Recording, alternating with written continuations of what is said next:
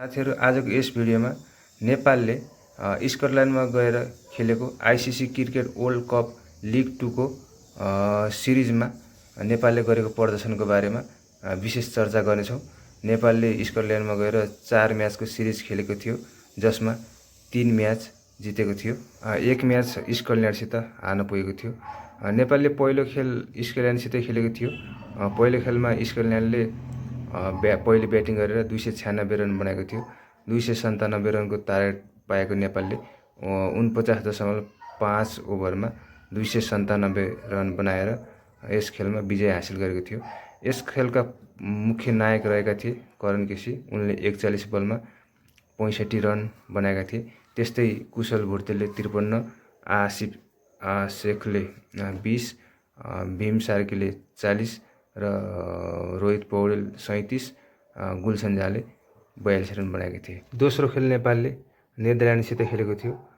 दोस्रो खेलमा नेदरल्यान्डले पहिले ब्याटिङ गरेर 49.1 ओभरमा सबै विकेट गुमाएर 225 रन बनाएको थियो। यस खेलमा भने नेपालका बलरहरूले राम्रो प्रदर्शन गरेका थिए। नेपालको बलरहरूमा करण केसीले 2, सोमपाल कामीले 3, दिपेन्द्र सिंह ऐरेल त विकेट लिन सकेनन् भने लामिछानेले 2 तथा राजवंशीले 2 विकेट लिएका थिए। 226 रनको टार्गेट पाएको नेपालले यस खेलमा सन्तोषजनक प्रदर्शन गरेको थियो। 226 रन बनाउनको लागि कुशल भुर्तेलले 25, आसिफ शेखले 19, भीम सार्कीले 11, रोहित पौडेलले 23 र आरिफ शेखले 78 तथा दिपेन्द्र सिंह ऐरेलले 38, गुलसन झाले 11 रन बनाएका थिए। यस खेलमा आरिफ शेखले एकदम राम्रो प्रदर्शन गरेर 49 बलमा 78 रन बनाएर यस खेललाई जित्न महत्त्वपूर्ण भूमिका खेलेका थिए। चौथो खेल नेपालले नेदरल्यान्डसित खेलेको थियो। यस खेलमा नेपालले पहिले ब्याटिङ गरेर 50 ओभरमा 9 विकेट गुमाउँदै 236 रनको सामान्य एकफल तयार गरेको थियो। नेपालका लागि कुशल भुर्तेलले 18, भीम सार्कीले 35, रोहित पौडेलले 35 र आरिफ शेखले सर्वाधिक 84 रन बनाएका थिए। यस खेलमा आरिफ शेखले राम्रो प्रदर्शन गरेका थिए।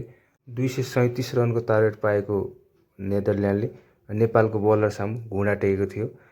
यस खेलमा नेदरल्यान्डले 49.2 ओभरमा अल आउट हुँदै जम्मा 220 रन बनाएको थियो।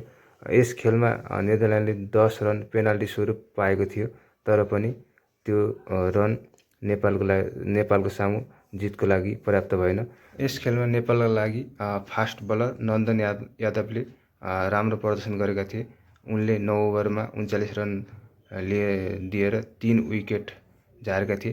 त्यस्तै सन्दीप लामिछानेले 3 विकेट, ललित राजवंशीले 2 विकेट, करण केसी र कुशल भुर्तेलले 1 विकेट लिएका थिए। नेपालले यस श्रृङ्खलामा उत्कृष्ट प्रदर्शन गरेसँगै वर्ल्ड कपमा छनौट हुने आशा जीवित राखेको छ। यदि नेपालले अबको खेलहरू जित्दै गयो भने नेपालको चान्स अझै रहेको छ। नेपालले विश्वकप खेलिसकेका नेदरल्यान्ड र स्कटल्यान्ड जस्तो शक्तिशाली देशलाई विदेशी भूमिमा गएर हराएर नेपाललाई पनि कमजोर नआक्नु होला भनेर सन्देश दिन खोजेको छ।